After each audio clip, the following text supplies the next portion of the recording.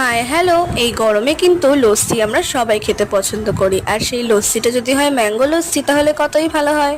তাই আজকে বাড়িতেই খুব সহজে বানিয়ে নেব ম্যাঙ্গো লস্যি। যার জন্য প্রথমেই আমি দুটো আমকে ভালো করে ধুয়ে নিচ্ছি, কারণ আমের গায়ে কিন্তু অনেক কষ লেগে থাকে, সেটা মুখে লাগলে মুখ চুলকাতে পারে। এবার খোসা ছাড়িয়ে এটাকে আমি হাত দিয়ে চটকে নিচ্ছি, কারণ এখান থেকে কেটে মিক্সিতে মিক্স করতে গেলে অনেকটা আম কিন্তু আটিতেই লেগে থাকে।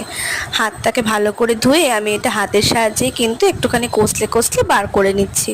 আর আম যেহেতু মিষ্টি হয় তার জন্য ম্যাঙ্গো লস্যিতে কিন্তু অল্প পরিমাণ চিনি দিলেই হয়ে যায়। চিনিটাকে গুঁড়ো করে নেব। এবার ম্যাঙ্গো পাল্পের মধ্যে দই দিয়ে দেবো চিনি গুঁড়ো, আর দিয়ে দিচ্ছি বরফ, কারণ জল দিলে কিন্তু লস্যিটা অনেক পাতলা হয়ে যায়। এবার মিক্সিতে ঘুরিয়ে নিলেই আমাদের লস্যি তৈরি। ওপর দিয়ে আমের কুচি দিয়ে পরিবেশন করুন।